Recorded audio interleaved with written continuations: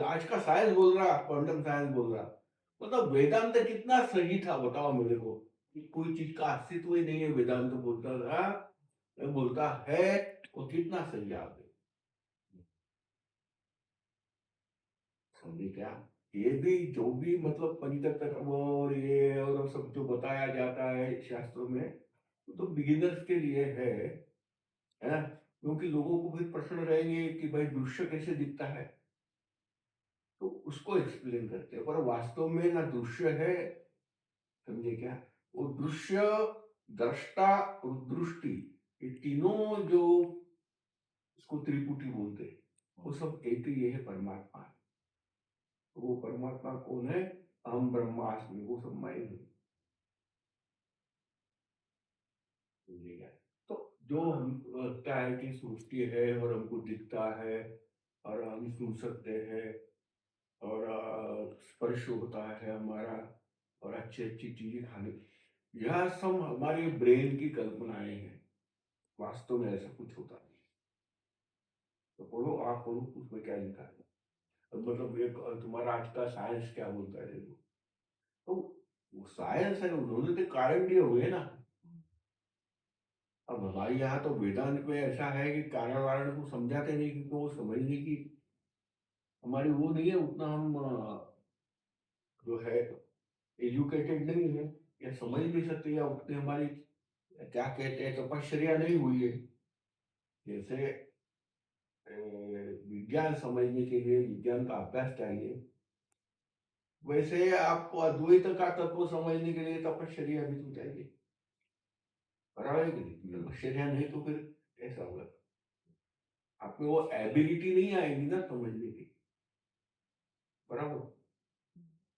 तो ऐसा है, ये जब वेदांत कहता कि कुछ है नहीं भाई, ये जो आपको दिखता है वैसा कुछ नहीं है, ये सृष्टि नाम की कोई चीज ही नहीं है, इस सृष्टि एक सेकंड के लिए, एक, एक क्या कहते हैं उसको, इस पल के लिए, क्षण के लिए भी कभी उत्पन्न हुई ही नहीं है, ये तो करतूत सब तुम्हारे ब्रेन के है।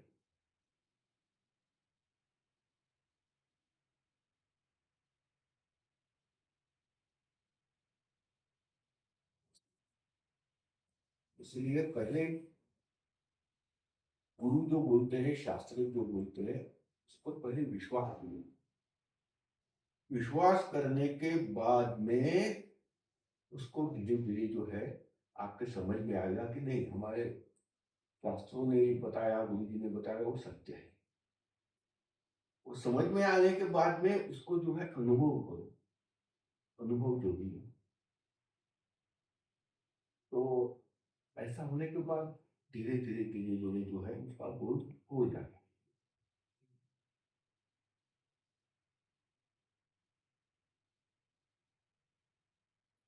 लोगों को समझाना तो पड़ेगा। आप अगर अभी अभी हम लोग हैं, अगर चांदूर के देहात के लोग आ गए, अगर उन्होंने उनके सामने हमने बोल दिया भाई सृष्टि है नहीं, तो यहाँ से उठ के निकल जाएगा। इसलिए गीता कहती है, क्या कहती है? बुद्धि भेद नहीं करना चाहिए। बुद्धि भेद नहीं करवाए, न बुद्धि भेदम जनयेत, है ना? तो बुद्धि भेद नहीं करना क्या, ये मतलब उनको मत बताओ ये सब, नहीं बताओ तो फिर वो पूछेंगे कि सृष्टि आई कहाँ से, फिर उनको बताना पड़ता भगवान ने बनाया, है ना? तो फिर उनको वो एकदम विश्वास कर लेते सब लोग, हाँ भाई भगवान ने बनाया, क्योंकि यह मानव का मन जो है, पूरे पृथ्वी तल पर जितनी भी ये है, मानव संख्या है, मानव लोग है, मनुष्य है, मनुष्य इस पर बड़ा जल्दी विश्वास कर लिया भगवान कि कोई अदृश्य शक्ति है जो है, जिसने मुझे जन्म दिया, जिसने मेरे शरीर में मतलब मेरे से जो है अच्छा बुरा करवाती है, और जिसने सृष्टि बनाई, सृष्टि में सब जितने कार्य होते हैं उसका नियंत्रण करती है, ऐसी कोई शक्ति है, इस पर तो सब लोग विश्वास। अब उसको कुछ सर पटक के बताओ कि नहीं भाई ये झूठ, वो कोई विश्वास कर,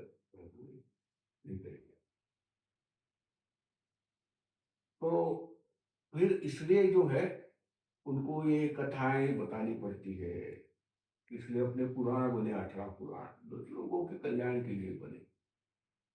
कल्याण के तत्व वही बताते हैं किंतु समझा के बताते हैं, कथाओं में बताते हैं, कथा जल्दी समझ में आ जाती है। ऐसा ऐसा है।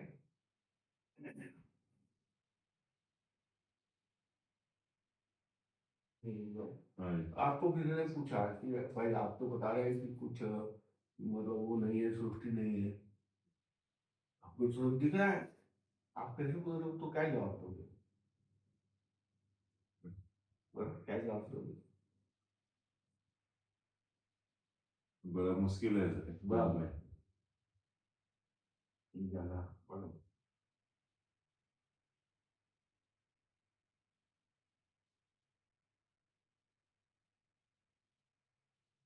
इसलिए सबसे पहले को पहले विवेक सिखाना पड़ता है। जिसको ये समझाना मुश्किल है पर वो जानना तो चाहता है, तो आपका शिष्य बन गया तो उसको क्या समझाओगे? ये कोई कि भाई एक चीज विनाशी है, एक चीज अविनाशी है, बराबर।